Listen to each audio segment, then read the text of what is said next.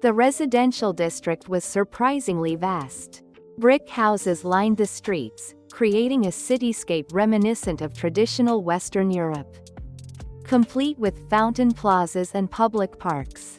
Yet this district, too, remained shrouded in dim twilight, without a single soul walking the streets. "This is strange," Paulina said, her brow furrowing in concern. "The Solumen appears to be dimmed." "It's not just nighttime, is it?" Sana asked to make sure. Paulina shook her head. "No, not at all. I have never seen the Solumen dimmed like this in any of the Haze cities before. What could have happened?" She rested a hand on her hip, staring at the ground in deep thought. Just then, a transmission from Tormi came through via the Oromarus. "The situation here seems rather unusual," Tormi reported. "How are things on your end?" "Just as you suspect," Paulina replied. "We are currently in Cinda's residential district, but the Solumen has been weakened and there isn't a single person on the streets."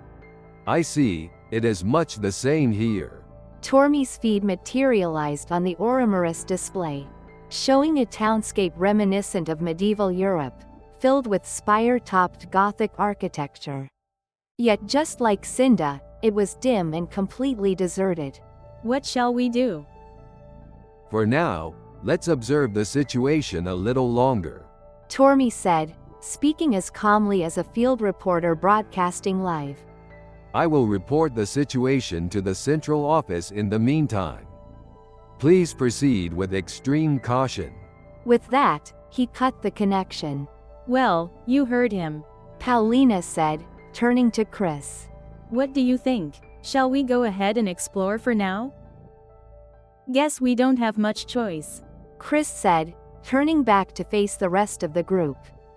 Everyone nodded in agreement. While Sana looked a little frightened, Yuri seemed positively thrilled, clearly getting a rush out of the town's eerie, silent atmosphere, which felt like a giant haunted house.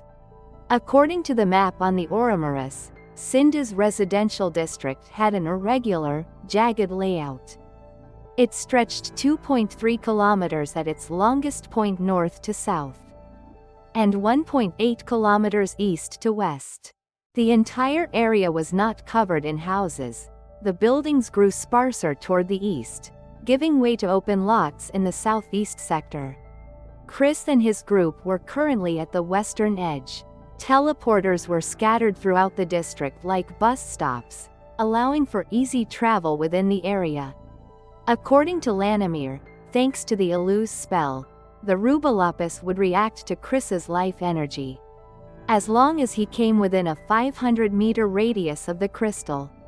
That meant they didn't need to walk every inch of the region. Checking the resonance at the center and near the northern, southern, eastern, and western edges would be enough to cover the whole zone. Furthermore, Paulina explained that except for private residences, there were no restricted areas in this district. Since hidden teleporters were never installed inside private homes, it was virtually impossible that any undiscovered ones remained. Adjusting their Oromarus settings to brighten their vision to the level of a cloudy day, the party began by exploring the western sector. Though deep underground, the ceiling above simulated an endless open sky. Paulina mentioned it was merely a clever illusion. The actual ceiling was only about 40 meters up.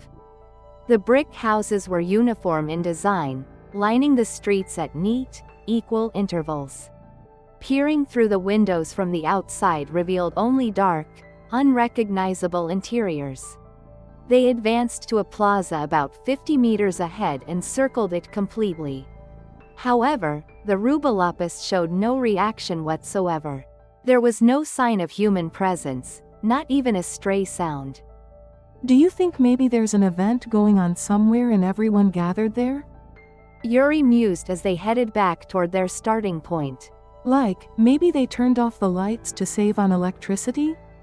Paulina shook her head firmly.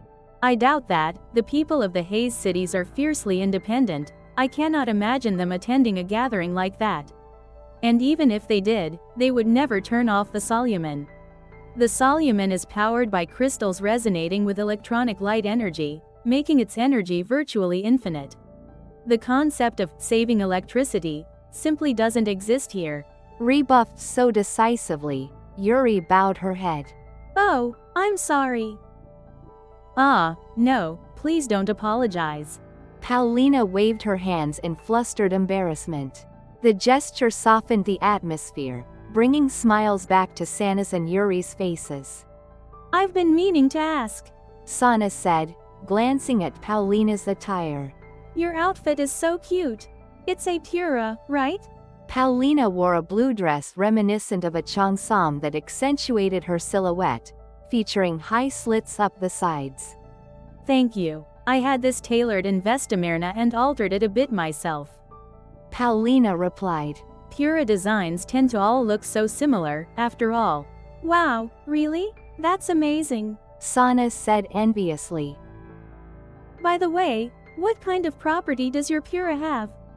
Mine is the nimble dragon, so it allows me to move quickly. In the very next instant, Paulina was standing 10 meters away. See? Whoa, incredible. Sana exchanged a stunned look with Yuri before walking up alongside Paulina.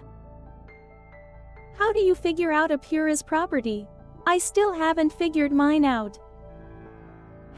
I wonder. Paulina said. Mine was obvious, but some properties are definitely harder to notice. For instance, a friend of mine has a Pura with the light dragon property, which lets her generate light.